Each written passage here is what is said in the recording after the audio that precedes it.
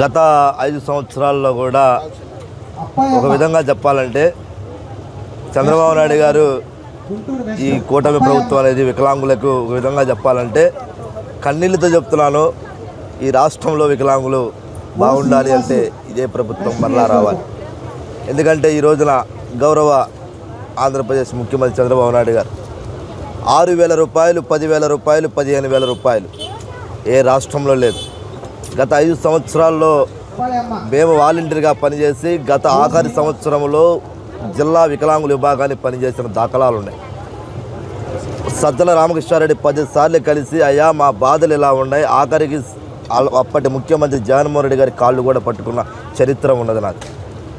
కానీ అలా ఈ రాష్ట్రంలో వికలాంగులు మాలాంటి వాళ్ళకి అన్నం పెడితే భగవంతుడు నిన్ను నూరేళ్ళు మీకు ఆశీర్వదిస్తాడని చెబితే స్వయాన నాతోనే అన్నాడు, అన్నా నీ గడ్డం పట్టుకుంటాను, నీ కాళ్ళు పట్టుకుంటాను, మేము ఈ లెటర్ రూపంలో అడుగుతాను. చంద్రబాబు నాయుడు గారు 6,000 పెన్షన్ పెంచాడు, ప్రస్తుతం 3,000 ఇస్తున్నారు, దాన్నే మీరు కొనసాగించారు అని నేను అంటే ఆయన ఒకటే మాట చెప్పాడు, చూడు ఈ రాష్ట్రంలో 3,000 పెన్షన్ కంటే నేను ఇవ్వలేను, అది కూడా పెంచాలంటే బడ్జెట్ చాలదన్నారు. ఒకటే చెప్తున్నా, చంద్రబాబు నాయుడు గారు అనేది దివ్యాంగుల పక్షాన ఎప్పుడూ నిలబడతాడు. ఆయన చల్లగా ఉండాలని మేము కోరుకుంటా ఉన్నాం. ఎందుకంటే నా ఆవేదన మామూలు ఆవేదన కాదు. నా దివ్యాంగుల జాతి ఇప్పుడు కూడా నేను పరిగెత్తకుండా ఎందుకు వచ్చినానంటే ఈ ప్రభుత్వం ఇంకా మంచి చేస్తూ ఉండదు. మా ఇంట్లో మేము ముగ్గురం, నా భార్య కూడా హ్యాండిక్యాప్డ్, నా తండ్రి ముసలాయన, మేము మొత్తం 16,000 రూపాయలు పెన్షన్ తీసుకుంటున్నాం. ఇది సత్యం సత్యం సత్యం 1వ తారీఖు.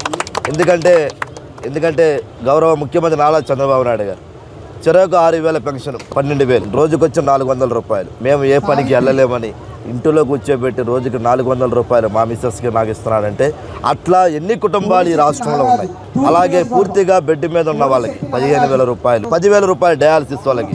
నిజంగా ఒక విధంగా చెప్పాలంటే మనసు ముఖ్యమంత్రి మా గౌరవ ముఖ్యమంత్రి నారా చంద్రబాబు నాయుడు గారు, కూటమి ప్రభుత్వం, అలాగే ఉప ముఖ్యమంత్రి పవన్ కళ్యాణ్ గారు, అలాగే మా లోకేష్ అన్న గారు, ఈ ముగ్గురు కూడా మనసున్న మహారాజులు ఒక విధంగా చెప్పాలంటే. ఎందుకంటే మిత్రులు గమనించండి, అల్లా సాక్షిగా చెప్తున్నాను, ఈ అన్న ఎప్పుడు కూడా మన గుండెల్లో చిరస్థాయిగా ఉంటాడు.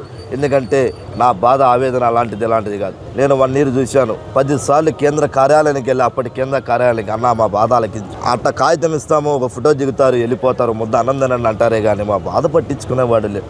ఇవాళ మా బాధలు వాళ్ళు ఆలకించి వికలాంగులకి ఏమేం కావాలా, వికలాంగులకి వాళ్ళకి ఇస్తే ఏం చేస్తే బాగుంటుంది. కేంద్ర మంత్రి పెమ్మసాని చంద్రశేఖర్ గారు వాడు కూడా మా కేంద్రం అంటే అతను చాలా అదృష్టం. ఎందుకంటే అన్న చెప్పినట్టు ఎకనామికల్ ఒక చంద్రబాబు నాయుడు గారు అప్పటికీ నేను పుట్టలేదు, మా నాన్నగారు అంటూ ఉండేవాళ్ళు, ఏదైనా కూడా